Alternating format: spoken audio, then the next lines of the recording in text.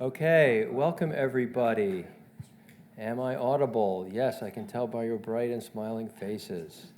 Well, welcome to this event hosted by the Dickey Center and the Dartmouth Initiative for Global Security at the Dickey Center. My name is Bill Woolforth. I teach in the Government Department, and I'm the faculty director of this Dartmouth Initiative for Global Security.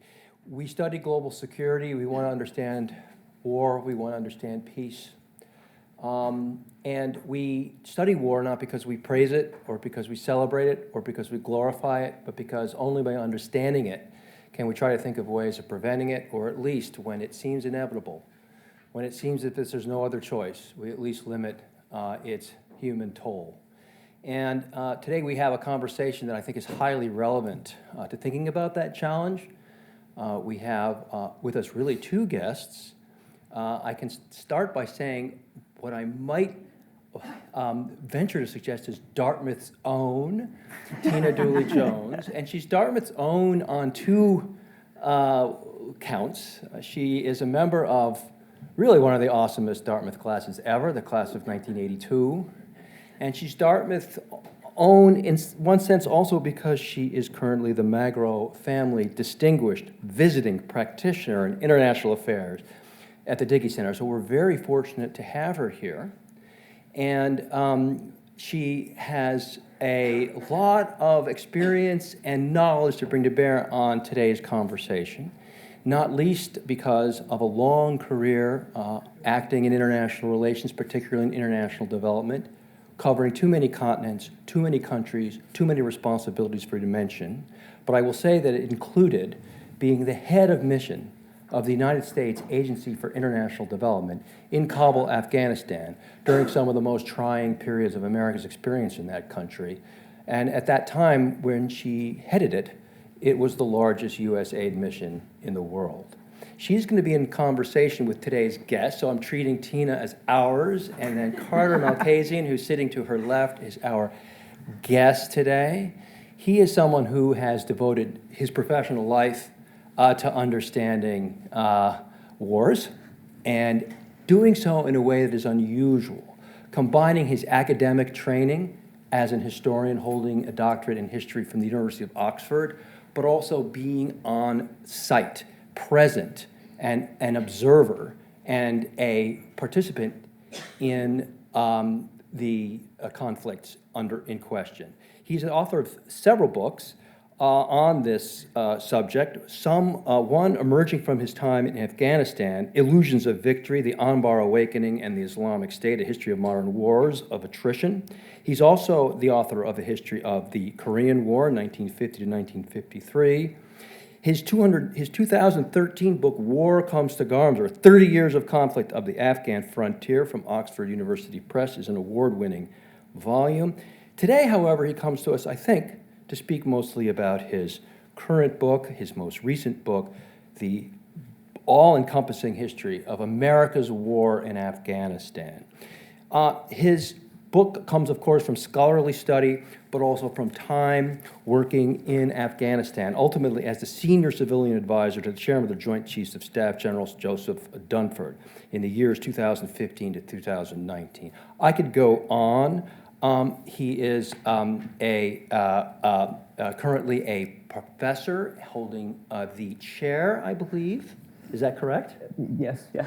Yes. At the United States, Naval Postgraduate School. Naval Postgraduate School. See, I got right to the end and then stumbled. At the Naval Postgraduate School. So he is chairing that department, and his expertise is something that I think we'll appreciate today. The way this is going to go is a brief set of remarks by our guest, Carter Malkasian, and then Tina Dooley-Jones will engage him in a Q&A, and then we'll open it up to questions. Questions from the audience here in the room, but also questions on Zoom. For those participating online, the way to pose a question is in the chat, or Q&A. See, I had to get that right, in the Q&A. So with that somewhat stumbly but nonetheless heartfelt introduction, please welcome our guest, Carter Malkasian and Tina Dooley-Jones. So welcome, folks. Carter, please take it away. Thank you, Bill. I really appreciate the great introduction, Tina. It's an honor to be here with you today. And thank you for everyone for attending. It's great to see you all today. It's great to be up in Dartmouth. It's my first time here, and I look forward to the discussion. What I thought I would do is try to explain a bit about why things ended up in Afghanistan the way they ended up. I don't want to talk too much in my comments here about what happened last year. I'd like to talk about how the situation got to that point and how effectively we lost in Afghanistan. So I want to try to do is kind of peel back some of the reasons as to why this happens. And there isn't one reason really, there's several reasons. Some of them build on each other. But I think walking through it helps give us kind of an understanding of what occurred. And I'd like to start when I first went to Afghanistan well, not when I first went to Afghanistan, when I first went to Garmsir, which is a district in southern Afghanistan. I went there in 2009. I spent 2 years there. Garmsir is in Helmand. It's got the Helmand River running through it. It's got some farmland on either side, never going longer than 10 kilometers out. Decent amount of poppy in that area. It was an area that was hard fought over. And when I got there in 2009, the situation in Afghanistan had generally gone bad. We had toppled the Taliban in 2001 in response to the September 11th attacks. It had taken the Taliban a little bit of time to recuperate, but by 2006 they had done so. And in that year, they started launching more attacks throughout the country. There was more violence throughout the country. So by the time I got to Garmsir in 2009, the situation wasn't good, and most of the district was in Taliban hands. And since I'm a historian, I kind of went in there thinking, how do I understand what happened? How do I understand how the situation got like this? Coming in, I had read Sarah Che's book, The Punishment of Virtue, which I consider to be one of the classics about the Afghan war. And since the book was written nearly 20 years ago, I think it is fair to call, or 15 years ago, I think it's fair to call it a classic at this point. And her point in that book is that the government's corruption and mistreatment and misbehavior, and the misbehavior of warlords, turned the people against it and made them open to the Taliban and made some of them willing to go with the Taliban better than the government. So when I got to Garmsir, I saw that some of that argument carried out. I saw that there were problems with poppy, where the government favored some people who were growing poppy and didn't favor others, and would eradicate the poppy of those it didn't favor and let those who it favored keep the poppy. I saw how policies like that and policies on land that disfavored certain poorer groups, that led those groups to think it's okay to help the Taliban, to give the Taliban some assistance. So I noted that, but that wasn't the only thing I noted. Because when the Taliban came back to Garmsir, it wasn't out of some revolt that had happened in Garmsir, as if the people were so angry that they stood up to overthrow the government. The Taliban came from Pakistan. They came in decent numbers from Pakistan, in over 100, less than 600, somewhere in that wide range. And they got there, and then upon reaching the district, they received some support from those who had been aggrieved. But to say this was purely about the mistreatment of the government was obviously missing something. And what it was missing there was Pakistan and the support that Pakistan gave, or at least the haven that Pakistan gave for some of these Taliban to reorganize and exist in.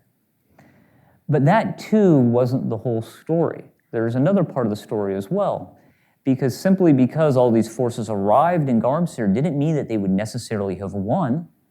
There should be government forces and other things in existence to stop them from coming in. And here too we can see another cause that's there. There weren't many government forces in Afghanistan at that point, in Garmsir at that point. There were no army forces there. There was a very small police force. There had at one time been tribal militia, but they had all dissipated. And why did they dissipate? They dissipated because those different tribes that they were aligned with were competing with each other for power. And so if one of them had too much power, the other one would politic against it. And in the course of that politicking, the government came to favor some tribes over the others, disarmed some of those tribes so that the number of forces fighting actually in Garmsir in the favor of the government when the Taliban came was very few. So here we have another explanation, which is the divisions and competitions within the government forces and within the tribes that were aligned with the government. That's also a reason as to why we were seeing problems at that time. And we can compare those divisions within the government forces to divisions within the Taliban themselves, to the fact that the Taliban lacked such divisions. That the Taliban had a degree of unity, and we talked a little bit about this over breakfast, and I want to be careful not to make it sound as if by what I mean is unity that they're like the US military, or that they're like various organizations we know that have very strong centralization and unity. It's not that so much. It's that they had fewer feuds between each other, more willing to accept the orders of a singular leader than the government forces were. So that meant when the Taliban were facing government forces, they were less likely to have defections and to have groups peel off than the government forces did. So those are kind of three answers I got out of Garmsir about what had happened in Afghanistan and how it turned out, and how the Taliban had come back to control so much territory. Now, in my time in Garmsir, I saw a lot of different things, saw a lot of things occurring. I was there during the US surge, so actually I saw a lot of that district get stabilized or have Taliban removed from it during my time there. Then I go on from there, and I eventually come back in 2013 to Kabul to work for General Dunford, and I'm effectively his senior advisor when I'm there. And from that position, I was able to go to different parts of the country. I was able not just to understand Garmsir, I was able to understand other parts of Helmand. I was able to go to Kandahar, and I was able to see districts of Kandahar. I was able to go to Jalalabad more than I had in the past. I did a little bit in the past. Got to see things there. Got to go a little bit to places in the west and the north, went to Ghazni in the east, a whole lot. So I could see other places, and I could start thinking about those three factors I mentioned a moment ago and how they applied to different places. And as I did that, what I saw was some places they fit really well, like almost the same story. Other places they didn't fit well. Other places there were revolts and grievances mattered more and and Taliban didn't come from Pakistan. Some places there were divisions between tribes that had similar results. Other places there weren't divisions between tribes, and nevertheless, problems had emerged. So I got a wider story of what was happening. But what concerned me more when I was there during that period of time was by 2014, we were starting to see this disturbing trend that we're all way more familiar with.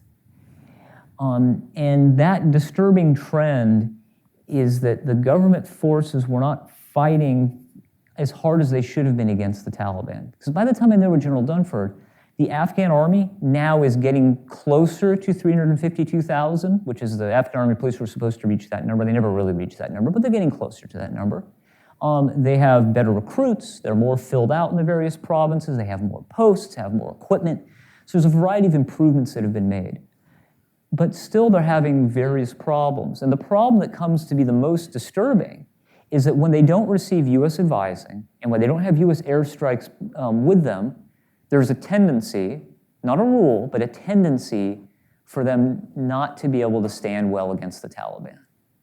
That the Taliban are starting to push them back. Now at this point, it's not pushing them back and taking over Kabul or Kandahar or something like that. At this point, it's far out in the districts, far out from where most of the population is.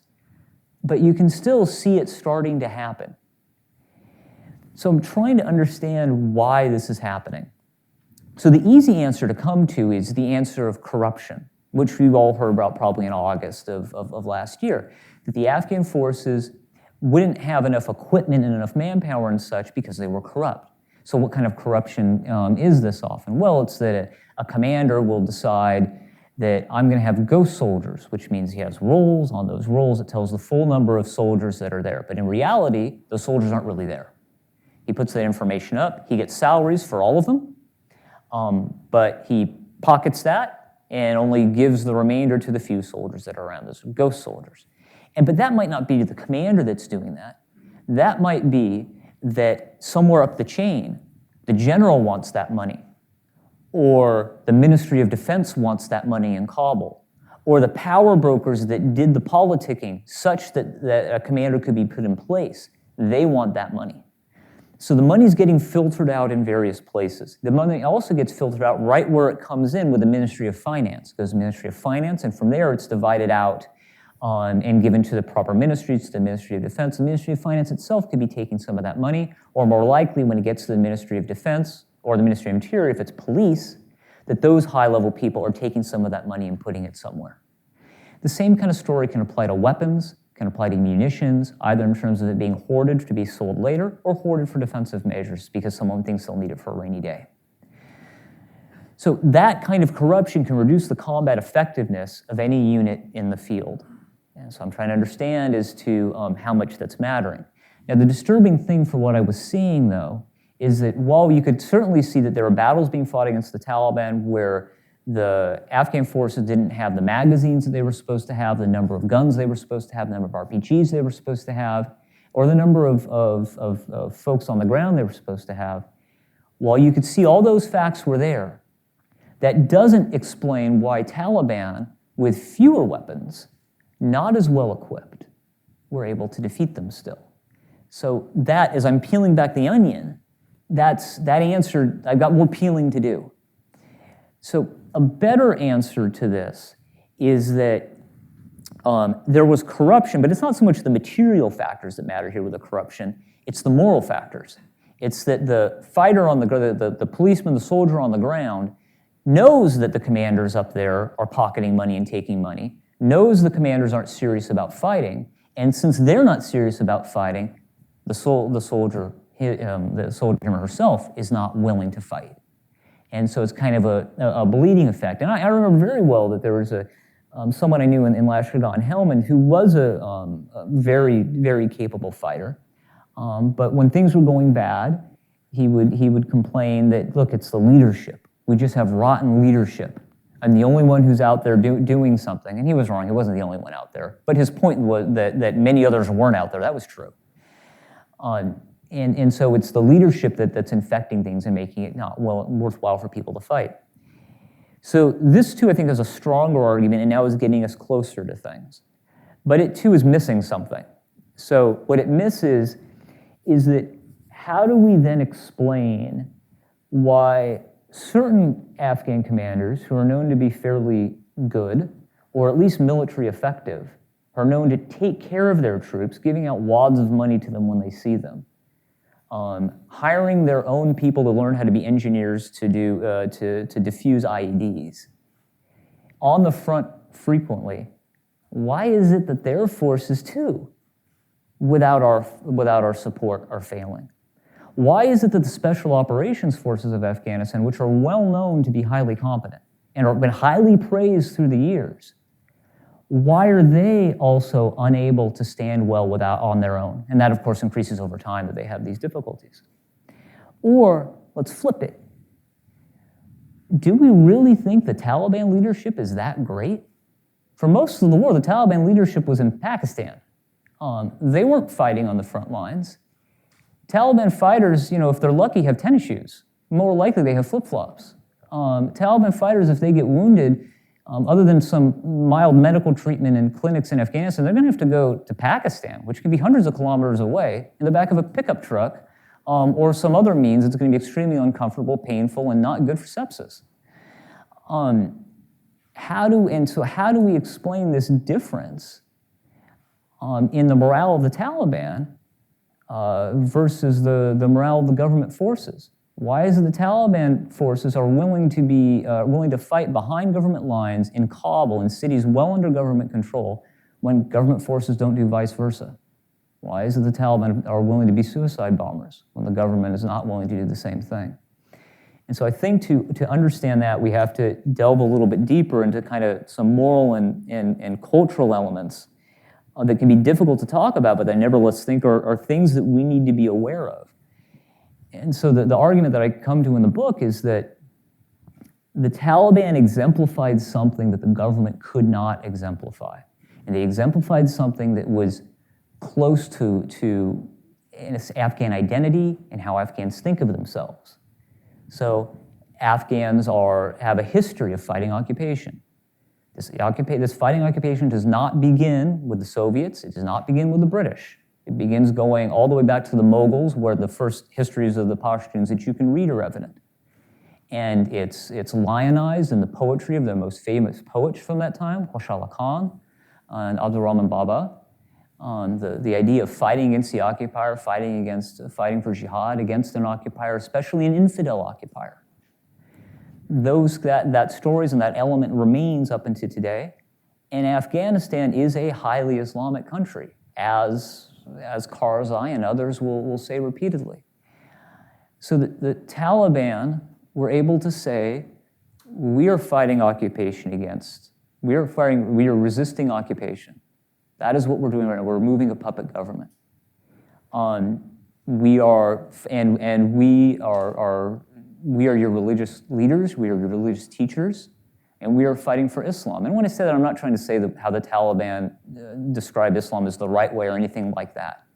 All I'm saying is that they were able to say it, and the government had a hard time refuting such things. Why? Because the government is aligned with us, and we're an occupier. And worse than that, we're an occupier that's not Muslim.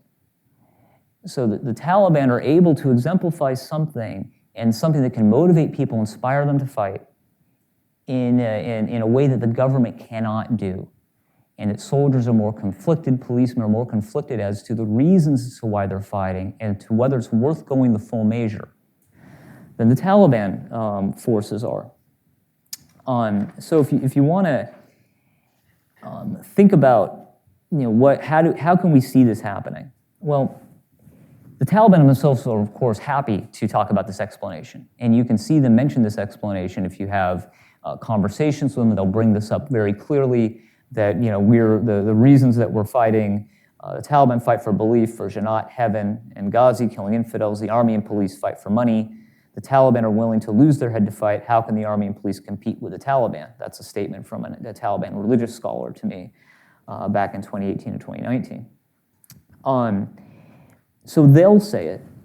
It's also evident in various Pashtun texts that are written by the Taliban, and you can hear it said by government officials themselves. So Karzai recognized this problem. Abdul Razak, who is considered to be one of the most effective and most terrible in the brutal sense of the word, Afghan commanders, he would readily say the Taliban's morale is stronger than our morale is, and readily reference ideology and those reasons for why that exists. So the fact that the government is saying it says something. But it's in surveys as well. There's a variety of surveys that show differing levels of support that the Taliban received based on notions of resistance to occupation, based on notions of Islam, on notions of defending Afghanistan. So it exists in that kind of evidence as well. Now, when I say this, to be clear, I'm not saying that this is somehow unique to Afghanistan. Many countries have people who want to resist occupation. That's not something that's totally just something that only exists in Afghanistan. I don't think that changes its importance as an explanatory factor. Same explanation can explain many different conflicts. I don't think that's particularly a problem here. I'm also not saying that in some way Islam is violent or inspires terrorism on its own or something like that. That's not the point at all. The point is merely what I said before, that the Taliban are able to capitalize on the fact that Americans aren't Muslim in general as a means of motivation. And if I want to if I want to kind of elaborate on this just a little bit, so I have a variety of stories on this. One of them is really long, so I won't tell the really long one. But I guess the shortest one is that there's Afghan soldiers and police, they often argue with each other. Afghan soldiers and Taliban often can argue with each other on the battlefield because each of them are carrying the same kind of radio, ICOM radio, that you can intercept. You can listen to what the other one's got to say. So one will listen to the other, and one will say they'll insult each other. And it's known to insult each other's mothers through this. So it's quite humorous. But in this particular story, which may be apocryphal, is that the Taliban said to the Afghan commander, "You are the puppet of America." The Afghan commander says back, "Well, you're the puppet of Pakistan." The Taliban commander says back, "Yes, but Pakistanis are Muslim and the Americans are not." And that's the end of the story. And that's the point. There is no answer. There's no answer that Afghan commander could have given, because what the Taliban said to them was final.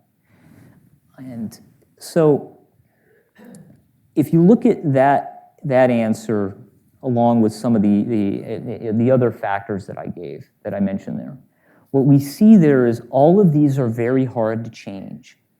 None of these are very applicable to action by Westerners or outsiders. These are all structural factors, cultural factors, deep factors that are within society. There's very few things that we could see in Afghanistan that we could have done to make a dramatic difference. We can talk about some of them, I think, during the question and answer and get into that a little bit. But they're all very difficult, which begs the question, why didn't we leave? Why did we stay in this situation for so long? And the reason I would give to that is the power of 9/11, the sense of threat that those aircraft and their impacts into the United States, the sense of threat that brought upon the American people.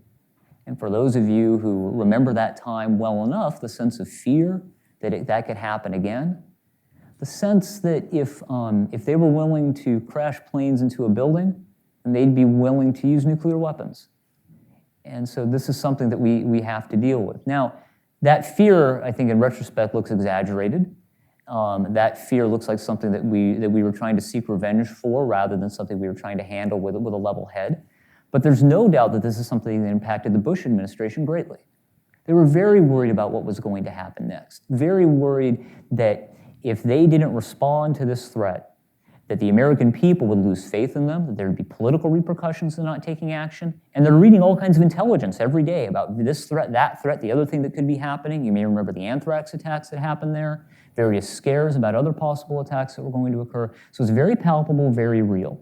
And the polling at that time shows that the majority of Americans were also worried about a threat. So during that time, it was very difficult for the Bush administration to get out. During the time of the Obama administration, that changes a little bit. During the Obama administration, during the first part, it was difficult to get out. 2009 or so, there had been recent terrorist attacks in London. There had been the Heathrow scare, the Heathrow plot from 2007. So this was all very near for the Obama administration. So the Obama administration has to debate about surging into Afghanistan, sending more forces there.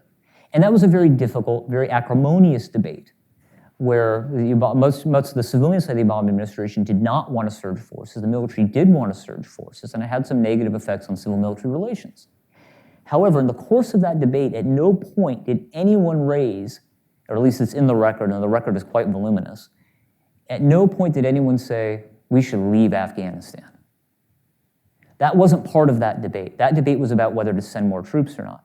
Later on, in 2014, or actually 2012 to 2014, there is debate about leaving Afghanistan because the surge was costly. It didn't accomplish what we wanted to be accomplished. Bin Laden was killed in 2011. So there is debate about leaving. And in 2014, May 2014, President Obama says, we're going to leave Afghanistan. The decision is made to leave and to get out by the end of 2016. So what happens? Why don't we get out? The Islamic State happens, for one. The Islamic State attacks, takes over a good portion of Iraq, appears in Afghanistan, and makes terrorism all of a sudden a threat again, when it wasn't before, raising the dangers of getting out. At the same time, we have domestic issues and concerns we have to worry about. What would be the implications of an attack on xenophobia in the United States? What are the implications if anything goes wrong in Afghanistan on the next presidential election on whether the Democrats or Republicans have a chance to win it? So these kind of factors come into play, just like they had been in play earlier, with lesser virulence, but still there. And so President Obama decides to stay in Afghanistan and stays for, it says we're going to leave our troops there, and he leaves it to the Trump administration to decide to leave. Trump wants to get out too. Trump wants to get out more than any other president. I'd say even more than Biden wanted to get out. And Trump takes action to get out. He starts the negotiations with the Taliban, in those negotiations, it's so clear he wants to get out that we're willing to give lots of concessions to the Taliban, and the end probably were unwise. But Trump himself, at multiple points, gets concerned about the threat of terrorism. At multiple points, gets concerned he'll get blamed if anything goes wrong. So he does draw down troops in the end, all the way down to 2,500. But he doesn't pull the plug in the end. In the end, the military is able to dissuade him from pulling out. And so he stays, and it's left to President Biden to lead. And we can look at that as, well, President Biden made the decision that many previous presidents should have made and could have made. We could look at it through that lens. But that's not the lens I look at it through. When I look at what President Biden decided, I think about all the things that changed between that time. By the time President Biden can make the decision, the Islamic State is pretty well suppressed. By the time he makes the decision, China and Russia have risen to be greater concerns. By the time he makes a decision, we have economic problems to worry about, and probably most important of all, by the time he makes that decision, COVID has struck the United States, inflicting a large number of losses on the United States. And it's hard to look at terrorism seriously in the aftermath of COVID. So the structure has also shifted for President Biden such that he can make the decision to leave. So I'm sure I'm past 20 minutes at this point, so I just want to make one last concluding piece here.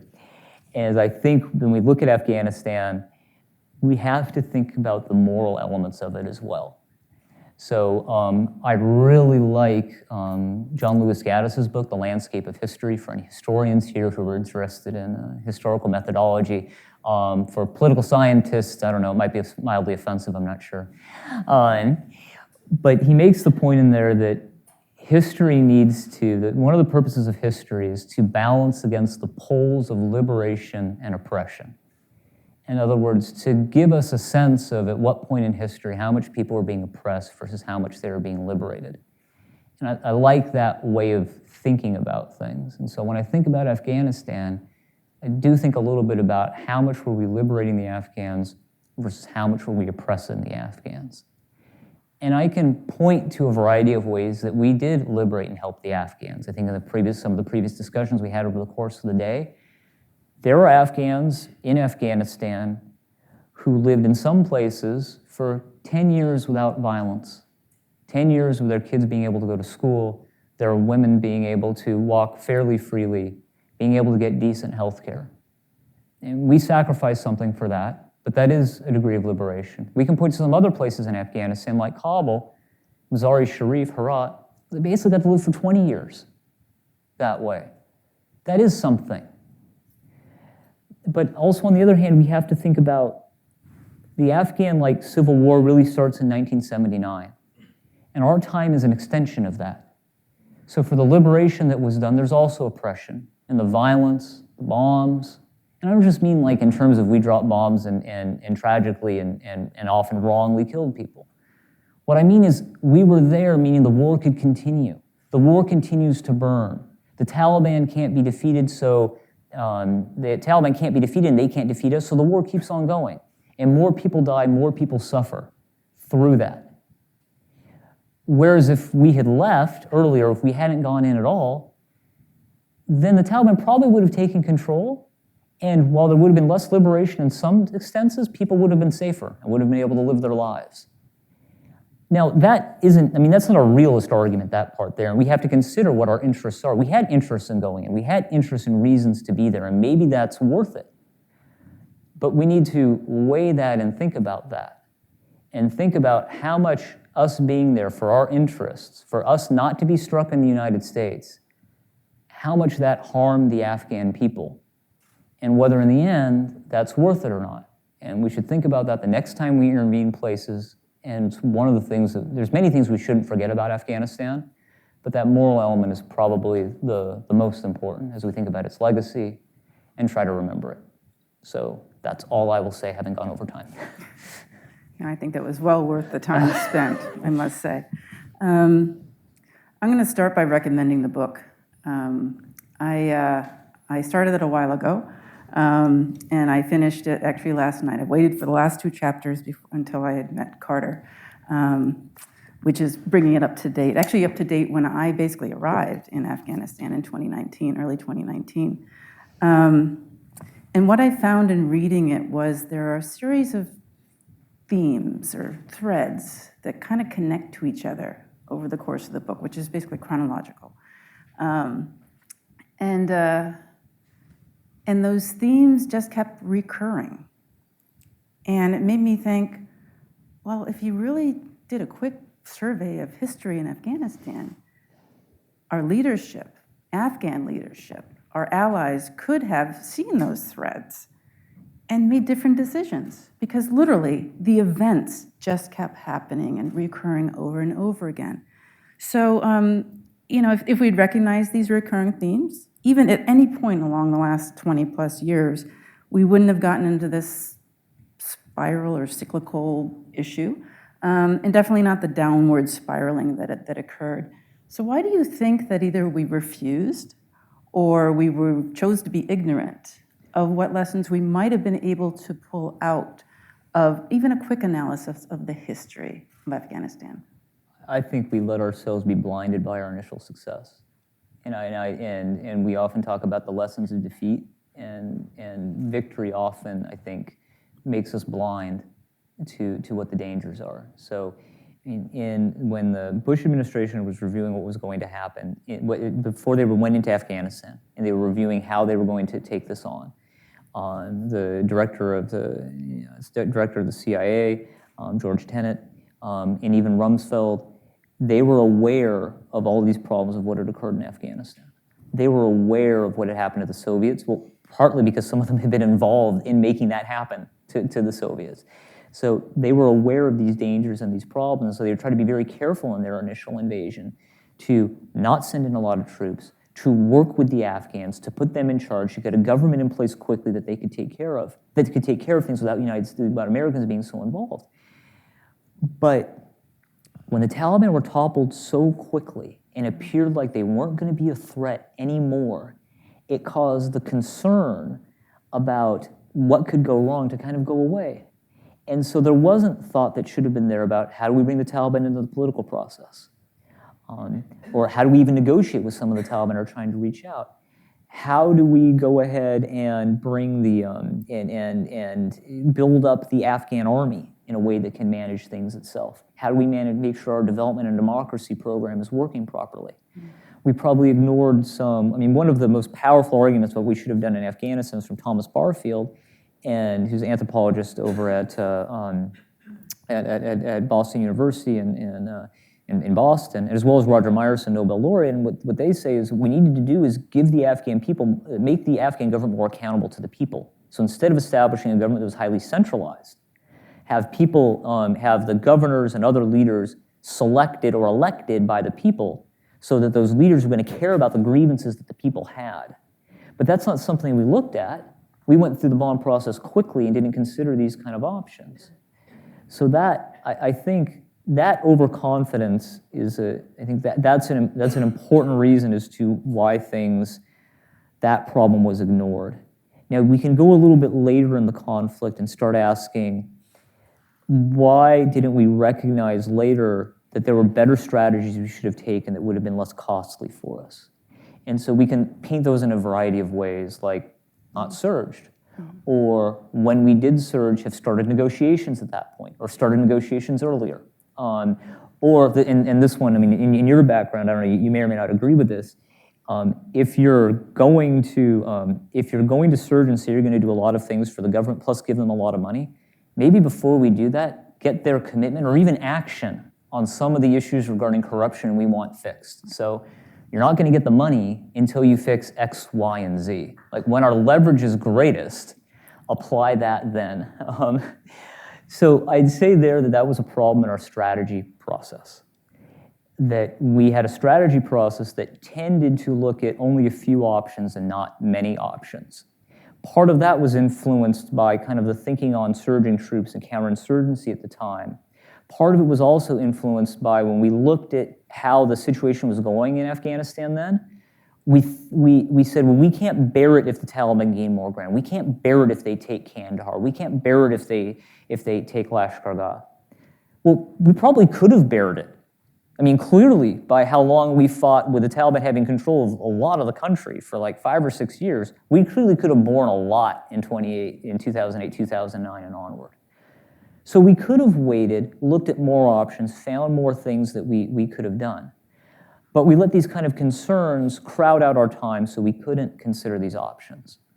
And on the part of the military, and we haven't talked much about the faults the military had here, I mean, I would say that when they were giving choices to President Obama, they didn't give him enough choices. They focused on the choices they preferred, which related to counterinsurgency and sending more troops, and didn't give options, well, like some of the ones we just mentioned, like, well, we want the options combined with negotiations, or if we're going to surge troops, we want that combined with a demand to change some of the government activity. We didn't do those things. And we didn't say things like, well, let's not surge, or let's decrease troops. So those kind of options should have been fully considered, and a healthy strategy process would have done that. But the strategy process at that time was too concerned on kind of singular options and not fleshing things out enough. So I'm going to turn this question around a little bit to the Taliban. Your book makes clear, and I agree with this, that the Taliban have been absolutely clear in what they wanted in the country. Occupying forces out and the Islamic Emirate to come back. Those are their two asks, and it was consistent throughout their history. But what changed over time was their approach and their strategy. And I actually believe the Taliban learned from not only their mistakes, but our mistakes. They learned, and it took time, over 20 years, to adapt. But, I mean, in your book, I can point to their spring offenses basically in Helmand and Kandahar, which happened 3 times, once when I was there, right? Yeah. And they finally got it right. They literally took it over and kept it for quite a while. And yet, you know, we were not able to learn from our mistakes.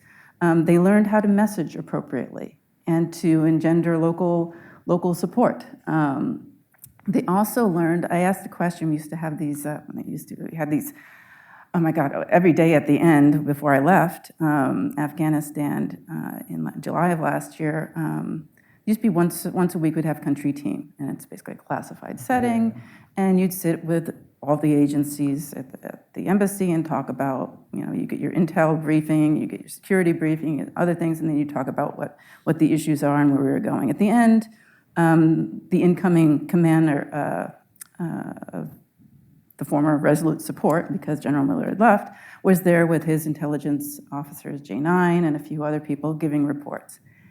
And at one point, they were advancing throughout the country.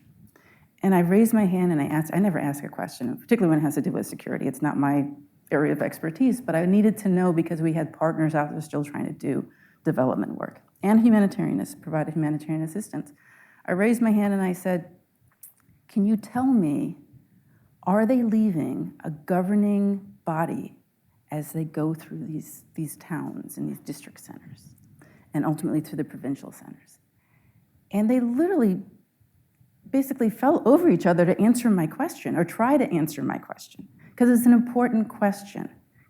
They learned from past mistakes of not governing the population, not providing a face, even just a face there, of a governing versus a military leader in a district center, that they had to show that they were willing to govern and that they were willing to, for face value, you know, take on the responsibility of governance. And the fact that they even kind of figured out how to de facto be recognized by the international community. Yeah, absolutely. That's a major learning of how, they learned diplomacy, really. They learned negotiation skills. And we kind of empowered them to do that. So I guess, would you agree with that assessment, that the Taliban learned more than we learned through this experience? And if so, did it affect last year's outcome? Did it affect the outcome that occurred last year? So the Taliban, they did learn. I guess I have a hard time saying did they learn more than us or not. And I can't say I'm terribly happy with how we learned. There's areas I can say I am happy with how we learned. There's other areas that say, well, I'm not very happy that, you know, it took us so long to come to certain strategies and certain things. I'm struck that the Taliban, their ability to go through leadership transitions effectively. So they have a breakdown in 2015 when Mullah Omar is discovered as dead. And there's a period of about a month, really just a month, of some fairly serious fighting that breaks out, in which one renegade Taliban commander is put down, not killed, and removed from the situation. It's a little bit remarkable how fast they do that. So they managed to make that transition. Then the next transition happens when President Obama killed the Taliban succeeding leader, and a new leader, Mullah Hibbatullah, the current leader, at least unless he's dead, which is always hard for us to know. But if Mullah Hibbatullah comes in, and this time their transition's even better. More consultative, hardly any hiccups at all, no violence, and they keep on moving smoothly down the path. Whereas you look at the Afghan transitions and our management of them, like except for the 2004 election, every election in Afghanistan is difficult, painful, and leads to some kind of state crisis that the Taliban weren't experiencing in the same way. So that's something. Then what you said about the international community, yeah, they've really learned how to be diplomats. And that happened over time. You know, basically from 2014 or so onward, they slowly came to talk to more people, get themselves on more stages. They established themselves with legitimacy, visiting China, visiting Iran, visiting Russia, attending conferences. So they had to be someone to deal with. And as that happened, their position rose and their ability to get the West and China and the world to essentially not fully take President Ghani's position was impressive. And that's not President Ghani's position necessarily right either. There's a lot of problems there. But how this group, in which we haven't even seen their leader on video. There's 2 pictures of their leader, one of which we're not sure is real or not. Managed to establish themselves as a legitimate organization negotiating with the United States and convince large numbers of people that, well, yes, we want the emirate, but we're okay if we have some sharing of power. Like we'll do some sharing of power, right, and we'll protect these rights that are there. And they convinced large numbers of people on that. So, like to your last point, were they effective in doing it? Yes, they were effective, and it did have an effect on the outcome, their ability to learn. Is it the most important thing? Well, it's probably not as important as some of the other factors, but did they learn? Yes. And did it enable them to win quicker? Yes. Right. And begs the question, will they continue to learn in their current role or not? So, anyways, let me open it up to questions in the audience. Yes? The person, an African American. The mic there. Hello, my name is Nasreen. I'm an African American who left Afghanistan December of 1980 as a young child. So first, I want to say thank you for what you have done, what America has done. I agree with most of your points, but I also have some of my own perspectives. So as an Afghan American, my heart shattered into pieces back in August. I grew up in California, attended the University of California as a pre-med biology major, and later on with 2 kids, went to get my master's in healthcare administration. At the time during the Soviets, a rocket actually hit my husband's house, and he didn't think he would ever live or walk again. Later coming to the U.S. and sort of getting treated and going back and graduating valedictorian of his high school at Istiklal, went to France and did his bachelor's, master's, and PhD. So as an engineer, currently I'm here actually because he's doing a trainer at Tucker School of Business for the week, an executive training, and I'm here because I found a flyer about Afghanistan and I had to attend this. So it's an honor to meet you guys, and thank you for being here and what America has done, what you guys have done. But my heart also shatters for the people of Afghanistan because as an American, I feel like I was given a different deck of cards as a child to come and get educated and see. So 2 years ago, I embarked on humanitarian work. I work for also, aside from my day job, for a nonprofit called International Orphan Care out of Orange County. So I reconnected with my people, and just hearing the pleas of women, children, and for them to go through all of this as a result of what happened with America pulling sort of with I understand, after 20 years it was time to come, but I feel like there could have been a better solution of not, leaving the country in the hands of terrorists, because, that impacts us, as we've seen with 9/11, what happened, although Afghanistan didn't have anything to do with that. But we can see what that simmering and that, will cause the rest of the world.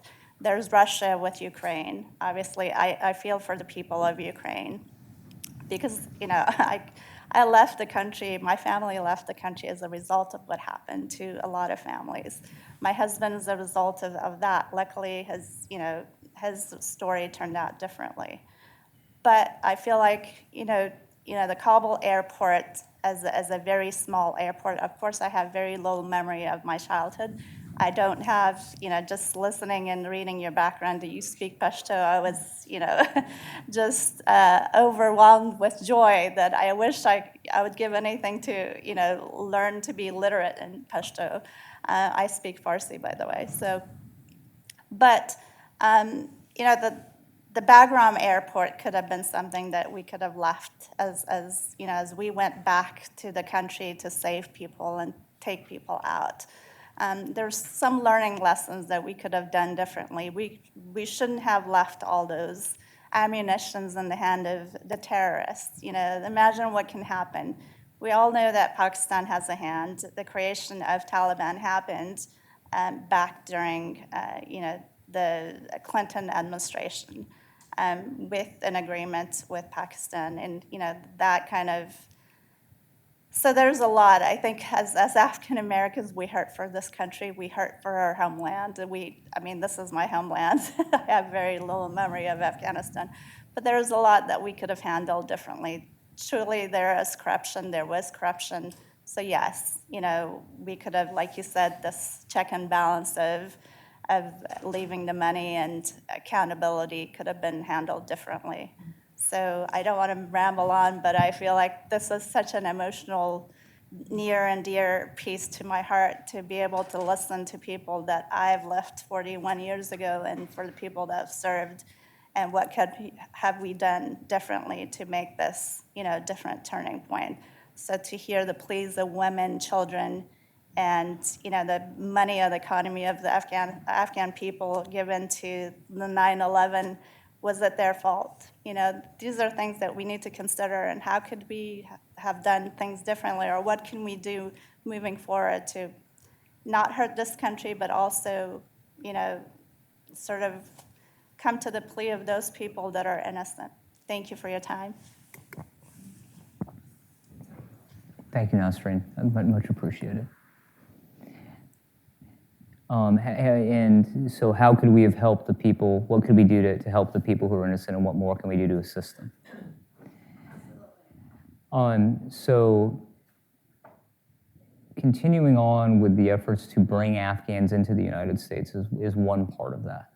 Some of those Afghans are already coming to the United States, but there's others who are trying to get out, some who need to get out, but not losing the focus on that, for other issues that are now in front of us. I think that's important. I recognize that all Afghans can't be brought out, and all of those in danger won't be able to be brought out. But I think we know that there's still a decent number there that are in some threat, and so therefore that should continue to keep on going. As I told some of the students earlier today, there's no reason not to provide humanitarian assistance to Afghanistan. I don't know if that humanitarian assistance is enough to stop a famine from happening, because that gets into the level, do you want really economic development assistance happening? I want to talk about that in a sec. But to give humanitarian assistance, there isn't really a reason not to do that. Larger scale economic assistance comes into questions of, okay, what's the opportunity cost? Where we apply, should we apply it here or apply it somewhere else? It requires larger questions attached to it. I still don't see any real damage in providing that assistance as long as we have one understanding when we do it. Don't expect anything from the Taliban in return. If we're helping Afghanistan, then we're helping Afghanistan to help the Afghan people. We're not helping them to get the Taliban to do something better, because it's very unlikely that's going to happen. So again, there's no harm in doing that. And I also don't really see a reason not to have an embassy there. I think I'm fine with waiting and such, but I don't see a drastic reason not to have an embassy. In fact, I see the damage to be worse over the long term of not having one. And since I don't believe the Taliban can be coerced very much, then I think if we want to have understanding and we want to avoid problems in the future, then eventually we're going to have some kind of representation there. But I understand that how poignant that is for Americans, and probably some Afghans too, to put an embassy there and recognize the Taliban. But I say these things not trying to make it like the Taliban are good or they're going to help us. I don't believe any of that. I'm just trying to think about U.S. foreign relations and ways to help Afghans over the long period of time.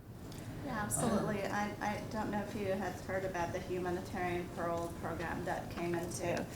Oh, absolutely. And so Tina, that, missing a lot about that. that kind of broke people's heart, even the veterans that spent thousands and thousands of dollars, and then all of a sudden it went poof. So can you address that and see how that could have maybe came to life and helped some of the people, and how it was abruptly taken away, and all the money that was spent on that kind of just broke people's hearts, even the veterans that served there. So my understanding of humanitarian parole is that humanitarian parole did bring a good number of Afghans to the United States, and that there are still Afghans under the humanitarian parole situation. Right, versus the other ways of getting into the U.S. And I was on the task force in Washington after I left Afghanistan. I left about a month before Kabul fell, and I was asked to go into work in the State Department Executive Task Force. And we worked a lot, 24/7, to up until the evacuation ended on August 30th, we got out almost 70,000 people out of that country. The biggest humanitarian human airlift in history. I don't think there's no way that you could actually probably recreate that in a similar conflict, chaotic situation. Humanitarian parole is a program that's been in existence for a long time. It literally, in any given country, is used to bring in 10, 20, 50 people max. That's the way it's defined and described in the regulations around it. It's very particular requirements and criteria that individuals have to meet to be able to enter the U.S. under humanitarian parole. What we were looking at is a much broader way of bringing in that number of individuals, getting them out of there quickly enough, getting them to these safe havens, we call them lily pads, these bases, U.S. bases around the Middle East and Europe, such that we could figure out at some point, how can we enter them into the U.S.? What other mechanisms were there? And there were requests for changes to legislation, immigration policy, and the rest to allow those 70,000 people to enter this country. So I wouldn't focus on the humanitarian parole as an end-all, or could have been a panacea to get more people out. There's still an office unit within the State Department, which their only job is to bring more people out. Those who want to leave, to continue to bring them out, even to this day. So it's not a forethought. Ukraine hasn't taken over that office, or it's still working. I also think that in terms of you spoke about the moral obligation, right? Yeah. And I think it was Powell that said basically, you break it, you bought it, right? We did go in with our own interests, and we disrupted so many lives. So I truly believe, having seen it firsthand up until last year, that we did have a moral responsibility. We still have a moral responsibility to Afghanistan. Absolutely, we cannot negate the 20 years that America spent there. A lot of good came out of that. And I see the videos of little children and the way they articulate themselves in English much better than I could being raised here. So, the level of opening women's rights, healthcare, And a lot of great things came into play. And I'm not being biased, being an Afghan American. I certainly speak in what I've seen. So I think as American, I hurt. I also hurt as an Afghan. So my heart is torn for the people there. And I hope that there comes about a solution, like you said, maybe get our embassy back there and get some sort of something going on, so that I don't see, the famine that's going on there and the work that I'm doing outside of healthcare, whether it is with, helping hospitals getting PPE or some sort of, I was working on oxygen supplies because just until a couple years ago, we take oxygen coming out of the walls here for granted. And I found that most of the hospitals in Afghanistan don't have a centralized oxygen system.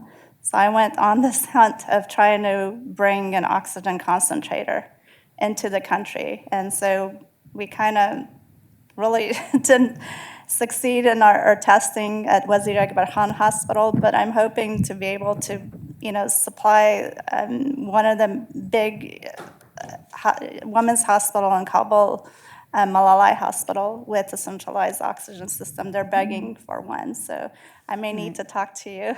Yeah, no, I mean, the U.S. government pledged, and they were under construction. We were to provide 4 oxygen plants, full plants, to the country, to create their own oxygen, as well as concentrators. But concentrators wouldn't work in most of the hospital settings. Right, actually, they won't. So there were plans, and then everything fell apart. But what I would say is humanitarian assistance is continuing, and the U.S. government is funding a large part of that through the UN system. And the discussions, and we're enabling the World Bank to take the lead on a lot of these discussions about the impact of the economic collapse on everything that happens in that country going forward. And what they're showing there are 2 projections that they make.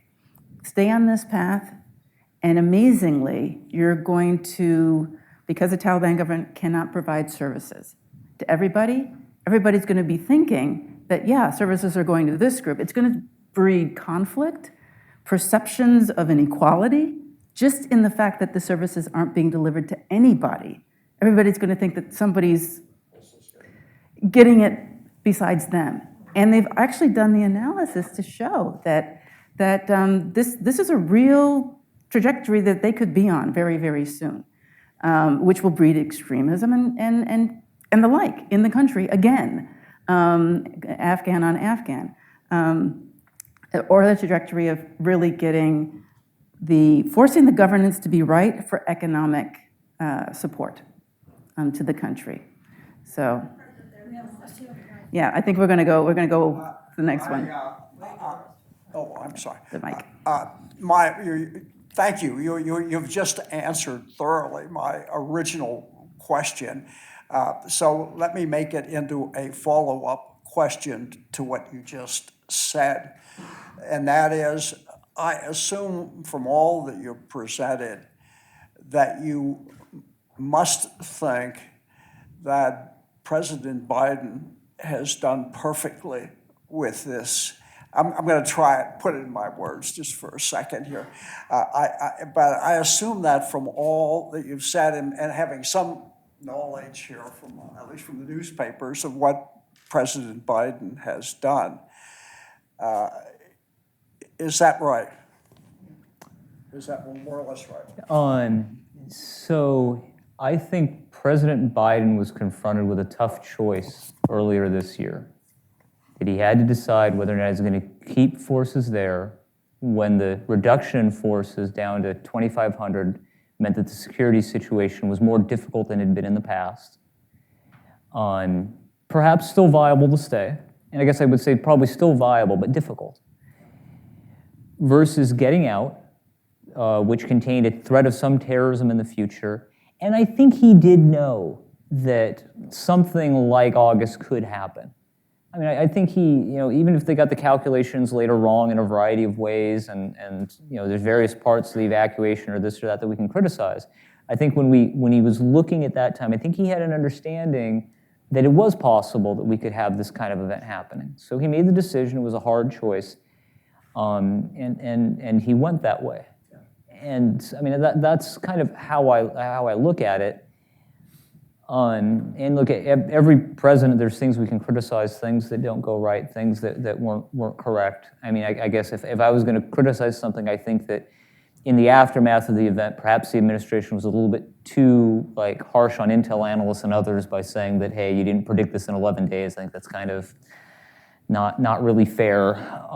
But in terms of the decision he had to make in April, I mean, I think he made a hard decision and he drove through the consequences of it. And do you think it was a good one? So at the time, I wrote that I thought that leaving was I wrote that leaving was the most compelling decision, and I wrote that at the time of April. And so I haven't left that yet, but I'll tell you that having said it before August is a great deal different from living through August and seeing everything that happened, and that naturally raises more questions of if one thinks, well, was it really right or wrong to have left?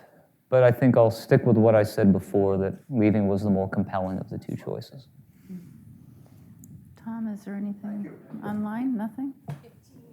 Oh, over here. And we'll come back. Hi. I would love to hear your assessment of counterinsurgency doctrine, especially as laid out in Field Manual 324, and whether you thought that it was theoretically flawed or just kind of practically not carried out very well. So counterinsurgency is something I've spent a decent amount of time on. I have an edited volume that I contributed about counterinsurgency.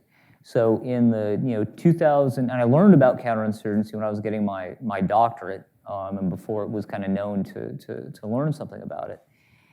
And so when everything was happening in 2003, 2004, 2005, 2006, I was someone who's talking about, look, these are some of the things that happened in the past. These are various tactics that are useful. These are various things that could provide some assistance in that. And so if you ask me today, a lot of the tactics of counterinsurgency, like it's better to go into a village on foot than in a vehicle, I think are sound. It's better if you're going to use force to try to use it precisely and not kill civilians. I think that's a good idea. It's better to have a good advising relationship with the Afghan forces or the local forces and try to work with them as much as possible rather than us putting troops everywhere. I think that's a good idea. So I still think all of those things fit. The problem that occurred over time was we started expecting that the counterinsurgency tactics were a strategy and that they could bring victory. And even more important than that, we didn't put enough emphasis into the cost of a certain kind of counterinsurgency that put a large number of troops on the ground for a long period of time, and that the cost of that would be unsustainable. And that's probably the biggest mistake that occurred, thinking that we could do that for a long time, and then also thinking that those tactics could bring success instead of thinking that tactically on the ground they can do some things that'll change things, but the strategic level is a totally different level. And so even today, I don't want to speak too much in favor of counterinsurgency. That's a dangerous thing to do these days. But when we see that what we've done with the Islamic State, the things that we expected the Afghan forces to do, the things that we've expected the Syrian Defense Forces, the SDF, to do in Syria, a lot of that is very similar to certain parts of counterinsurgency. It's just not a lot of U.S. troops are on the ground. So I don't think counterinsurgency is something that we can forget about. I think that too much faith was put into it and not enough recognition of its costs were put into it and not enough thought about strategy was put into it.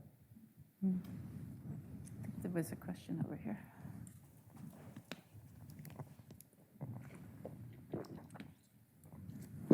Hello.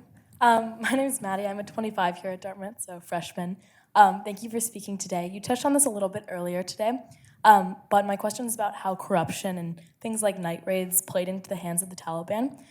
So I was wondering, based on your experience in Afghanistan in the field, were there instances you saw of the Taliban explicitly taking advantage of kind of poor bureaucratic procedures or pipelines or practices of the U.S. military or special operations like night raids or airstrikes to advance the Taliban's own interests? So kind of in other words, how did the U.S. maybe inadvertently support the Taliban And what can we learn about this for future operations? So I won't tell the story that we went over in class earlier today about night raids and how the Taliban exploit that and will plan information, whether our night raids probably make mistakes, they do things wrong. It may be the right target, maybe the wrong target. But the Taliban did try to exploit mistakes we made by spreading information that civilians were killed. And I'm not saying civilians weren't killed, but the Taliban will exploit that to make things look worse than they are, spread the information around, make it known that that's happening. But the way I have a decent collection of Taliban poetry, which I enjoy reading. I acquired that poetry by having friends who were going to Pakistan get me the Taliban poetry books. And so one of those poems is supposedly by a woman. Now, I can't be sure it's by a woman because the Taliban is part of their propaganda. They may be saying it's by a woman, but it's not. It's by someone else. And even if it is by a woman, it might not be the woman who actually experienced this. It can be all fiction that the woman is writing if that's the case. But the poem's called The Maiden of Bala Baluk. And Bala Baluk's a place in Farah where there was a lot of fighting.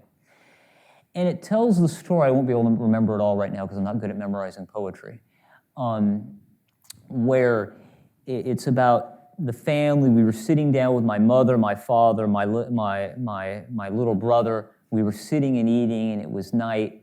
It was enjoyable listening to the music. All of a sudden, there was a thunderous crack. The wall fell upon us, and darkness was there. There was shouting and screaming, and shots rang out. I am alone now. My father is gone. My brother is gone. And who is here to atone for what happened? Who will make up for what happened to me, a maiden of Bala Baluk? So I don't know if it's true or not, but the Taliban created that story, and it's a very moving poem from the perspective of a woman supposedly in a village experiencing a night raid. So that's a very kind of precise example of how do they use it, whether what's happened is true, they spread information, or if this particular case is not true, then they made up a poem, and perhaps everything in it is fake. Perhaps the author is fake, perhaps the story is fake, but they're still exploiting those few events that are happening, or the events that are happening where civilians are really killed. Right. One last question. Hi, I'm Faisal. I'm a government and econ major here. I'm a class of 24. I had a question. I just want to first jump back to the history, just a little bit to reflect on the facts. So we go back to 1960s when the Soviet was there in Afghanistan and they wanted to have a pro-Soviet government. So US comes and start pooling money through Pakistan, which at that time needed a lot of money in order to fund their army and their nuclear project against India. So why Pakistan, they fund a lot of money and they start jihad movement, right? Once the jihad movement started, it's a proxy war for Pakistan, and it's an national interest for US because they wanted Soviets to go away. They make the jihad movement, and the people who does the jihad, the holy war, is called Mujahideen, right? In 1989, the Soviets go. 88, 89, they go back, and then there's a vacuum. There's a vacuum for the power, and the warlords fight for that, kills a lot of innocent people, civilians, and a lot of people died. A lot of women got raped. They were hanged, literally. I don't want to say it, but I would say they were hanged by their breasts. That's what I read in many books. That was what I heard. And then in 1994, the new guys came, who are currently in the power, the Taliban. So what does the Talib word means? It means student. So those Mujahideen, the holy warriors who went to a school in Pakistan, which was a proxy school, Akoda Khatak, it's a city, in Haqqaniya, they become educated and promoted from the rank of Mujahid to this new rank, the Talib, the student. Against, Pakistan is getting funded by US to start this movement. Then 9/11 happens. US comes and invades Afghanistan. Before that, things were going pretty good as compared to the civil war, because civil war was completely chaos. People got killed. The Taliban came, they established few laws, Sharia laws. It was not as modern as laws here in the West, but it was the law of the land. They accepted it. They're Muslims. They want that. But it was better than dying in the civil war. They said we will hold elections, and pretty much everyone was happy. Faisal, if you could come to your question. Yeah, it's completely. It's coming. Yeah, it is my question because it has to do with the question. So in 2001, the US comes because of Al-Qaeda, because of Osama bin Laden. And in 1 year, everything is gone. The Taliban are gone. The new people are working for the constitution, right? And then the US stays again there. First question, why didn't they leave at that time when the threat was gone, Al-Qaeda was gone, and they could have just left things for there. The US stayed there after 2001 or 2004, first question.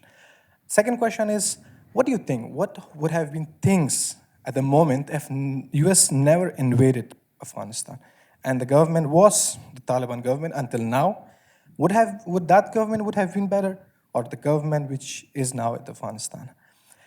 And the third question is, I'm sorry, it's connected. I've got the first two memorized. It's connected. You said about national interest. What kind of national interest is it when you train an army, invest billions, stay for nation building, stay for state building, then you leave it in the hands of the same people whom you came against? And you earlier mentioned that you came because of Al-Qaeda and ISIS. What's up with ISIS now? Where are they? They're still there. They are more intense. They have blew few schools in the last month. In the last 2 months, there are 6 suicide attacks. Al-Qaeda is there. Isn't it a failure? And then if you mentioned it was this national interest, there was no national interest anymore, then why sympathy for Ukraine? Is it also a national interest for Ukraine? And when it's served, you will leave that people to die again? And Ms. Nasreen mentioned about the airport. Airport was just the peak of an iceberg. You would have seen the chaos in the streets. People got killed. Still today, they are getting killed. It's extreme group. They're killing people. And all we hear is, sorry, it was not our national interest, but it's about Afghans' lives. What do you say about that? Thank you. So in terms of 2001, and thank you.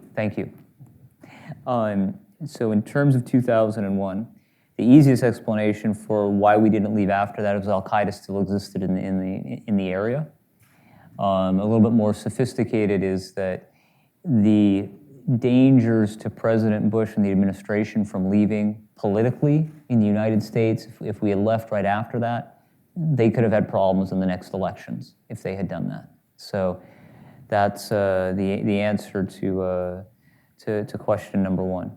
And then question number two, which was, what's question number two again? It's like, what would have been the life if... Oh, thank you. Very good. Excellent question. Outstanding question. So that it's possible if we had left the Taliban there, that there would have been stability for years. We don't know that for sure. So it's also possible that what would have happened is the Taliban, facing the same kind of problems that various Afghan governments had faced, would eventually have been dealing with another civil war, another issue, trying to consolidate power, and possibly losing power. It's also possible if we didn't come in, that another country would have come in, or not come in militarily, funded some other group, some other resistance, and the civil war would have broken out again. So that's that is a possibility if we hadn't stayed. And these same kind of possibilities we have to wonder about today. How long can the Taliban regime last? Is this something that is going to be like the regime in Iran, where it's going to consolidate power and last, even though it doesn't have a lot of international friends? Or is it going to be something that falls apart because of the problems of economic difficulties in the country, because other countries are going to decide they want to intervene, that they have their interests there because revolts happen? I mean, we don't see this thing happening like in the next year, but over the longer term, it becomes harder to predict what's going to happen for them. Was the war a loss? Yes. I define the war as a defeat and a loss. I mean, I don't like saying that. It's very painful to say that's what happened. But I think it's hard to find any other definition for it right now. And then, so if it's, what does that, last question was? How about the national interest of U.S.? Oh, national interest of U.S., thank you. So, national interests, shift over time. And so we found that our national interest, or we think we found that our national interest is different right now, that it's changed because of the way the world's changed.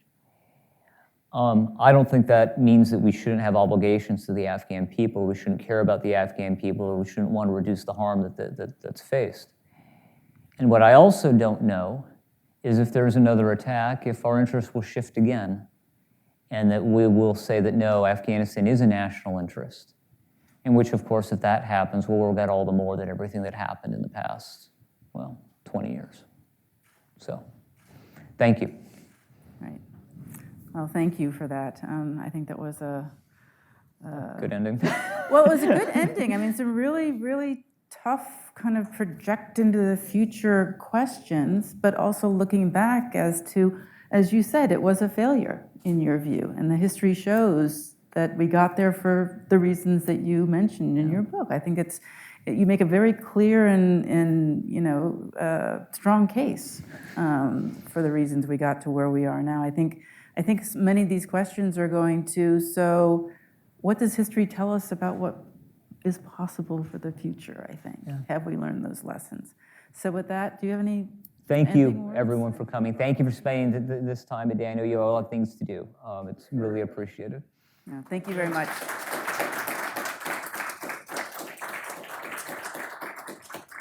Thank you, team.